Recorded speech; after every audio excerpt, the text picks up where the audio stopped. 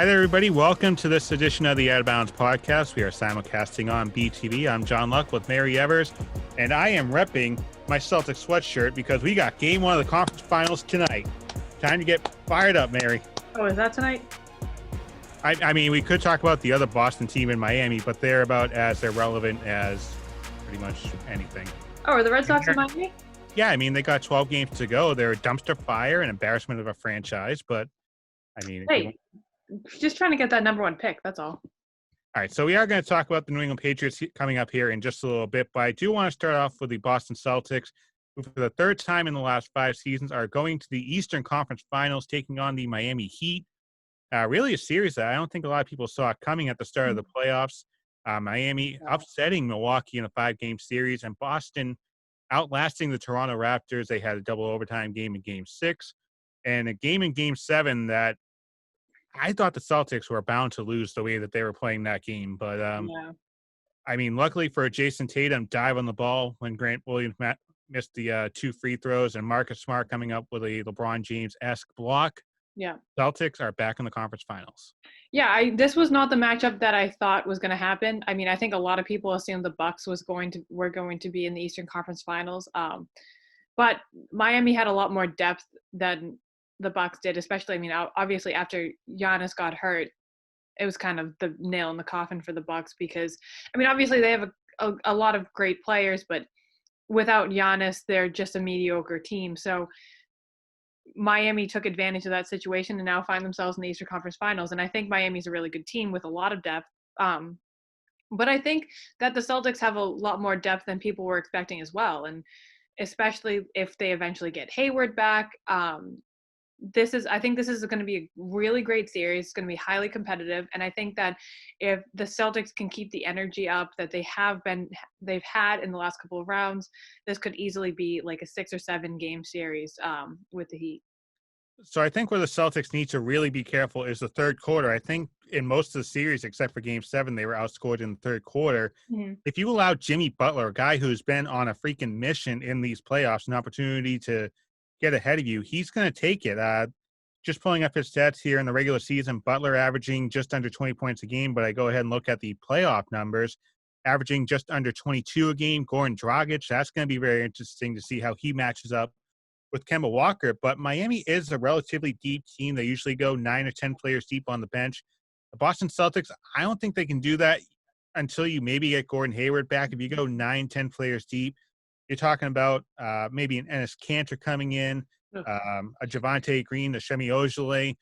Really, this Boston Celtics team is about 7 or 8 players deep. So Brad Stevens doesn't have as much maneuvering ability as Eric Spoelstra, the head coach of the Miami Heat. But I think that this is a series that, in this Miami series, that Jaylen Brown, Jason Tatum, I think they can play a little more honest than what they were playing against Toronto because they had to guard players like Pascal Siakam, Serge Ibaka, players that were taller than Jaylen Brown and Jason Tatum. But I look at some of the players for Miami. They do have Bam Adebayo, Duncan Robinson, Kelly Olynyk. Bam Adebayo, I think it will probably get to the Celtics. But if you let players like Kelly Olynyk get to you, Duncan Robinson, Jay Crowder, Tyler Hero, if they start scoring and it's over Tatum and Brown, that's where you start getting some issues. And that's why I think Tatum's going to play a really big role here because this is his third crack now, or his second crack at the conference finals. He had that epic dunk against LeBron James in Game 7 of the conference finals a couple years ago. But now I think if I was looking at the numbers right, he can be just under Kobe Bryant for most points scored in a single postseason. So Tatum's starting to click here, and the Celtics really need him against this Miami Heat team that can score a lot. They play a lot of zone defense, which is something the Celtics have had issues with against the Toronto Raptors. I think another factor, and this is not a basketball factor, but just like from a mental standpoint, their families are out of quarantine in the bubble today, which means Jason Tatum gets to see his son for the first time in over a month. And I think, we saw how much he went off just the game that his son was on the video board above the net. And he had a phenomenal game that day. So I'm expecting like 30 plus points from Jason Tatum tonight. My question going forward, and a lot of people have been talking about it all day, is not tonight, Gordon Hayward isn't coming back, but if he does come back in this series, does he replace Marcus Smart in the starting lineup? Nope. Okay. Nope, nope, nope, and nope. Okay. Here's the All big right. thing. In sports, you don't want to shake things up too much when you get into the playoffs. And if Right. Gordon Hayward was coming back to this team as a 25-point scorer a night here, that would be one thing. But Marcus Smart gives you that tenacious defense that this team needs. Yeah. Jaylen Brown isn't going to dive on a ball for a loose ball. Jason Tatum isn't going to do that. Daniel Tice, he gets in foul trouble way too early. Yeah. And I mean, you can say this officiating if you want, but Daniel Tice, I don't think he can play to the same level that Marcus Smart does.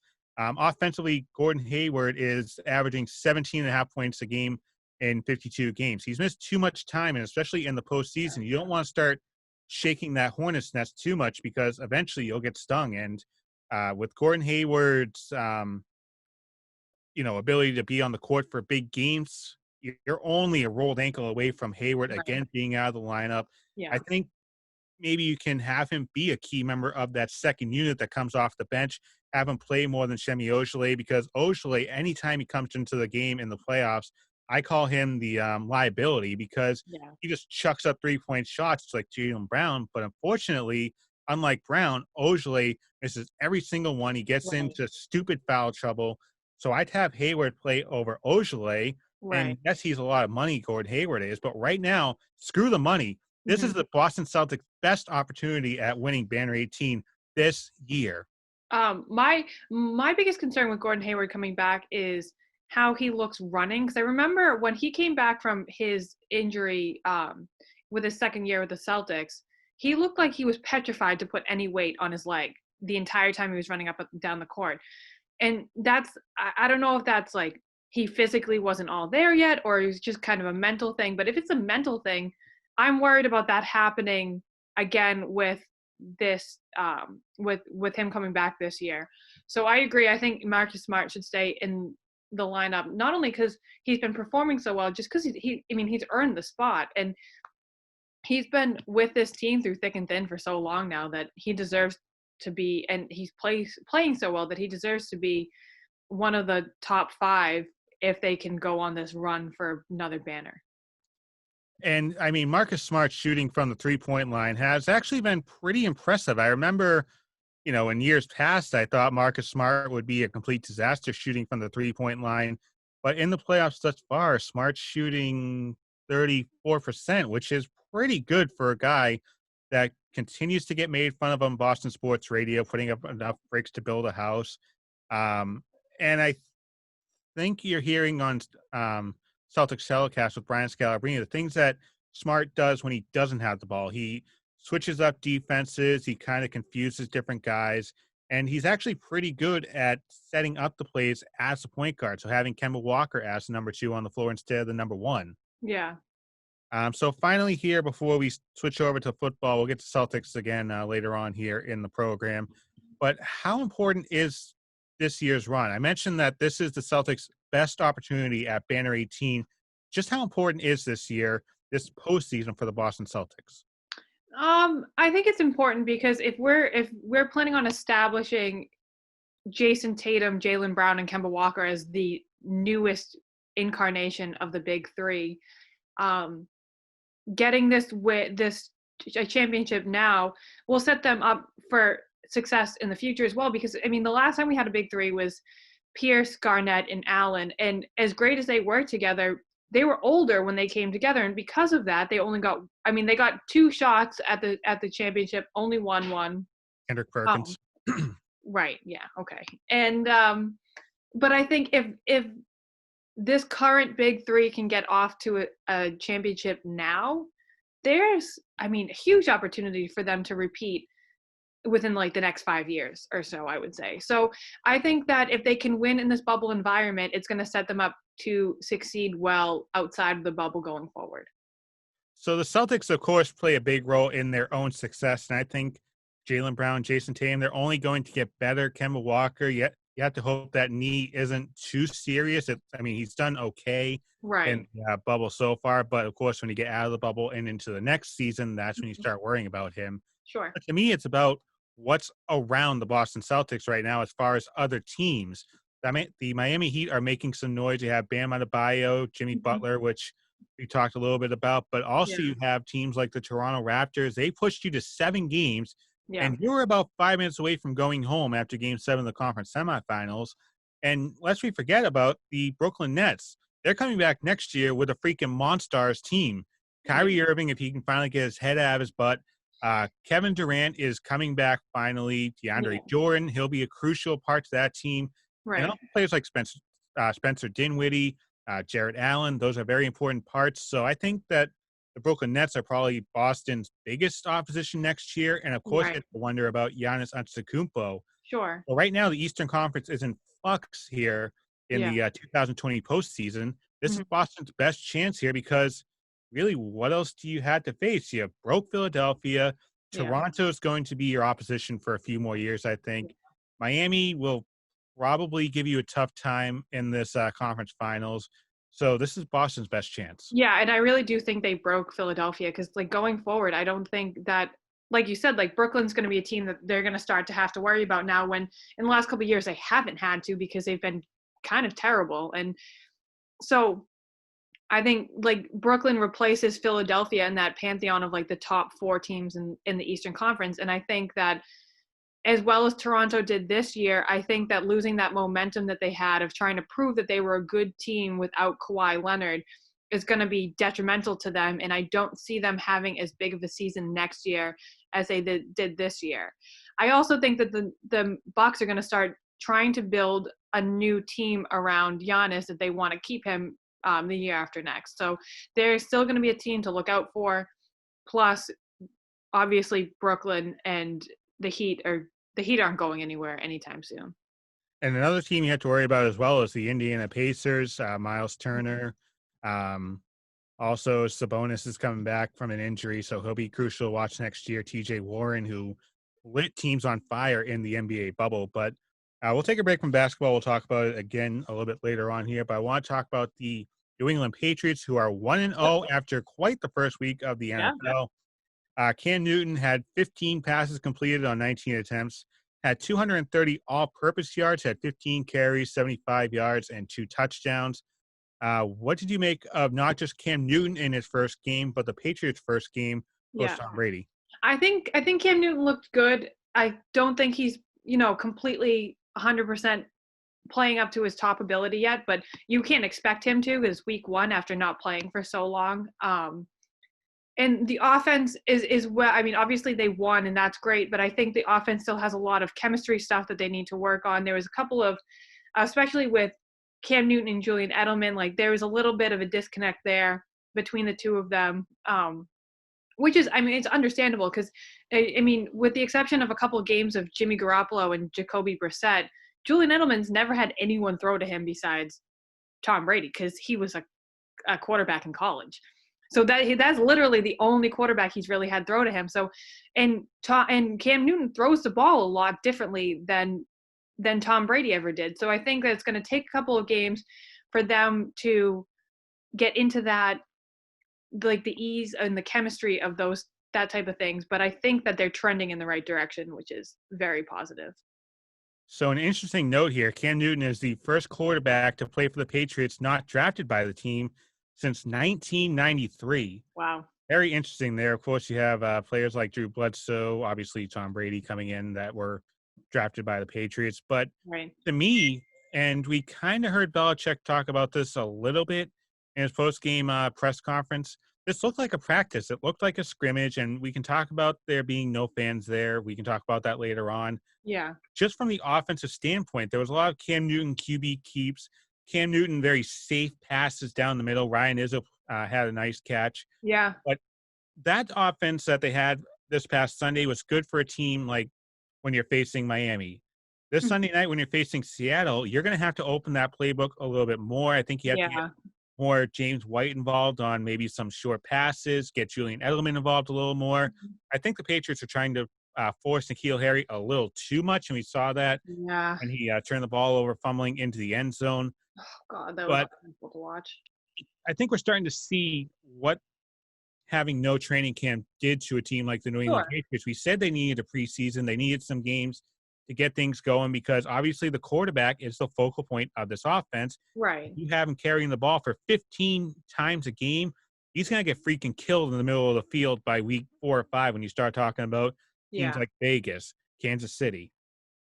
And I don't think that they're going to keep doing that. I think a lot of what was going on with this game on Sunday was, like you said, there was no preseason, so they needed to try some stuff out. And if you're going to experiment, not to trash Miami too much, but that's the week to do it. I mean, it's week 1. Miami has never really been, I mean, obviously Miami usually sneaks into Gillette Stadium and pulls out a win for zero reason, but Week 17 last year. right. But this was their best opportunity for Josh McDaniels to see what Cam Newton can do. And I think as the weeks go by, we're going to see it balance out a lot more with what Cam can do and what the Patriots normally do. And I think it's going to be difficult for a lot of defenses to figure out because they've got so much in their arsenal at this point. I will say one thing that was fun to watch was the Patriots defense because they picked off Ryan Fitzpatrick 3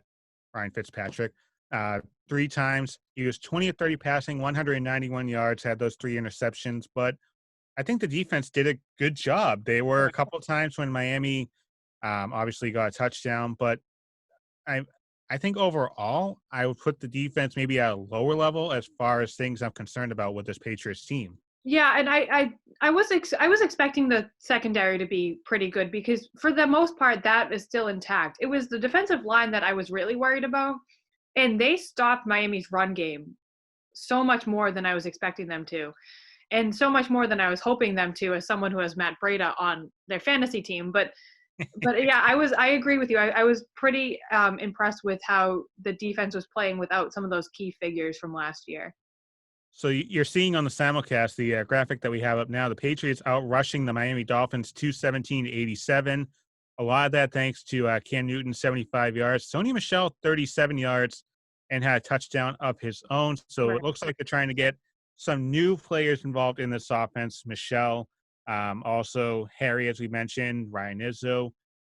I mean, this is the first time in a long time that people actually needed to check out the roster, see who these people are. Right. Because I had no idea when Izzo caught the ball. I was cheering, yeah, that guy, you made the catch. Oh, right. Izzo, I forgot. Oh, I was the same way with J.J. Taylor, the undrafted running back that they now have that actually had a pretty decent game for someone who was his first game in the NFL and he was undrafted.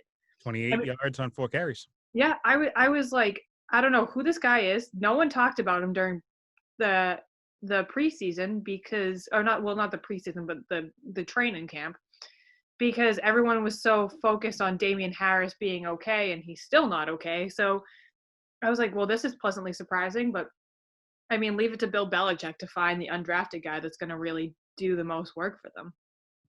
All right, so the Patriots have a Sunday night football game coming up this Sunday night, I believe. Yep. Hopefully, because we don't know how the air quality is going to be out west. Yeah. But are you concerned with the Patriots heading out west, playing a team like Seattle week 2 after a safe 21-11 victory? Oh, I'm very concerned because if anyone had watched any of that Seattle game on Sunday, I think every time you turn the channel on, Russell Wilson was throwing for another touchdown. He came out blazing, and as good as our secondary is, I'm concerned about them going up against someone like Russell Wilson, because it's one thing to pick off Ryan Fitzpatrick 3 times. It's a completely other task to do that to Russell Wilson. And I think they're going to have to do something like that in order to stay in the game, because Seattle's defense is pretty decent and their offense is completely on fire. Now, I don't think they're going to have fans allowed for that game coming up on Sunday night, but obviously Kansas City had fans in the stadium for their home opener on Thursday night when they raised the banner. Just how much did you notice the fact that there weren't any fans at Gillette Stadium? It didn't exactly sound like Jim Nantz and Tony Romo were having the time of their lives. Yeah. But to me, until you saw the empty blue seats, it seemed like a regular football game. So it didn't seem big to me until the fourth quarter. I was kind of annoyed with Jim Nantz and Tony Romo only because they kept pointing it out. I was like, I'm not paying attention to that. I'm really not, because I was so focused on how well Cam was doing.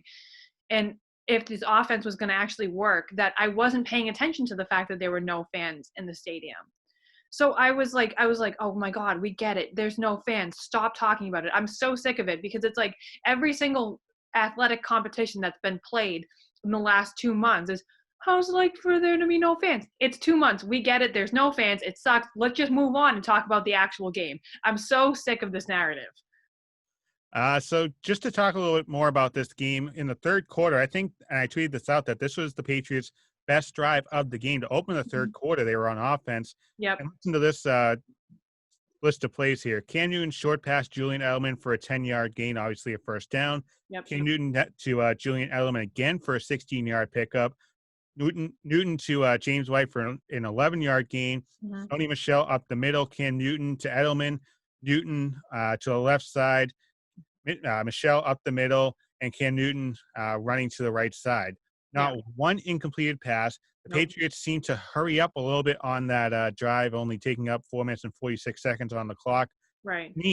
That's the offense that Cam Newton needs. The couple of passes for 11, 16 yards down the field. Bill Belichick doesn't have to send, or Josh McDaniels doesn't have to send Cam Newton on the ground 15, 16 times a game. If you're telling me Cam Newton's on the ground running the ball 5 or 6 times a game, especially on a third and short situation, I'd much rather that than Cam Newton picking up, 10, 11 yards on a third and long. Oh, sure. And I think that what's helpful is, obviously, Cam Newton had that shoulder injury, and he's had multiple surgeries on that shoulder. And because of that, he's probably not going to be throwing, 40-yard balls anytime soon. But luckily, Tom Brady hasn't done that in years. So the Patriots' current offense is well equipped to handle 5 yards here, 10 yards here, and quick shots up the middle to Julian Edelman, a little bit of a slant pass to James White. And I think James White is going to come in handy a lot for Cam Newton going forward. He used him a couple times this game, but I don't remember it's been so long since Cam has played in Carolina at this point, because he played a couple games last year, but it's been like 2 years since he's played a full season. I don't remember them having a running back like James White that was basically another receiver. I think he maybe had Christian McCaffrey, but that might have been his rookie season. I was going to say, I only think they played one season together. So, yeah, you have James White that can catch balls in the backfield, Rex Burkhead as well. So I think as far as the running game goes, the Patriots are set. It's just Cam Newton trying to get in sync with the pass catchers, Julian Edelman. And I think N'Keal Harry is going to play a very important part, especially if you're talking about a player in Julian Edelman that's going to be, probably on the injury list every single week with a knee problem or a lower body problem. Yeah. He didn't seem like he was completely healthy on Sunday. He was, limping a little bit and not running as fast as he was. So it's definitely something to keep an eye out on. And I think they're going to have to look for another receiver in either in the trade market, because the way that they're going now, they're going to need someone else. Yeah, I don't think Damiere Byrd's going to be solving all of your problems for the New England Patriots. I don't think so either. I really don't. One thing that stuck out to me was New England in the third quarter, the time of possession, holding on to the ball for 12 minutes and 34 seconds. Wow. Miami only had the ball for 2:26, and I think most of that was on that final possession of the third quarter. Yeah, and that's going to be big for them going into the Seattle game. Keeping the ball out of Russell Wilson's hands is going to be their biggest game plan, because once it's in his hands, it's kind of game over for a lot of people. And like I said, our secondary is great, and I'm sure that they'll play there. I don't think Russell Wilson's going to have as good of a game next week as he did this week, but still, it's going to be tough to beat him. And I think if they can have those long offensive drives, that's going to be how they beat Seattle. I don't know. I'd be pretty concerned with the Patriots secondary. We'll talk about it here in the scores right now. We're going to take a look at some of the big games and the big stories from the NFL in week 1. The Washington football team, yes, a team that doesn't actually have a team name, beat the Philadelphia Eagles 27-17. Oh, gosh. A storyline here is Ron Rivera, who is being treated for cancer, was receiving an IV at halftime. Yep. So Washington quarterback Dwayne Haskins led the halftime discussion for the team. Haskins finished his day 17-31 for 178 yards and a touchdown. Peyton Barber, 17 carries, 29 yards, and a pair of touchdowns as the Eagles blow a 17-7 lead that they had in the first half. Right. Seattle over Atlanta 38-25. Russell Wilson, who we talked about, 31 of 35 passing, 322 yards, Mhm. and 4 touchdowns on the day. 2 of those touchdowns are Chris Carson. DK Metcalf and Greg Olsen also had a touchdown reception as well. Yeah. And a storyline here for the Seahawks, they were outgained as far as total yards go, 506 to 383. So Russell Wilson, we talked about it. He's going to be the story going into Sunday night's game. Yeah, I also think with going back to Washington, I think what we're going to see out of the Washington football team this year is going to be something akin to the 2013 Red Sox. Now, I don't think they're going to win the Super Bowl, but it's like the whole coach has cancer, want to win it for coach. Other things are happening that aren't really great for our organization right now. So we really want that extra push to really fight for those wins that they didn't have before. So I am, and especially considering every other team in the NFC East lost this weekend, the Washington football team might have a really great shot at the playoffs this year, and I'm really excited to see that happen. It's 2020 when a team that's god-awful is in the division lead in the NFL, but a team that doesn't even have a team name in the NFL. Yeah. That's another thing. And I mean, and the NFC East has always been like, how much can we suck but still make it into the playoffs anyways? So I think that the Washington football team have a good shot of playoffs this year. So that's going to do it on the TV side as we sign off for everyone watching on BTV. We continue on the podcast. And again, you can follow us on Twitter at OOB New England. We have a 1-hour podcast. You can find us on Spotify as well. So for now, we sign off. For Mary Evers, I'm John Luck. We'll see you later on TV.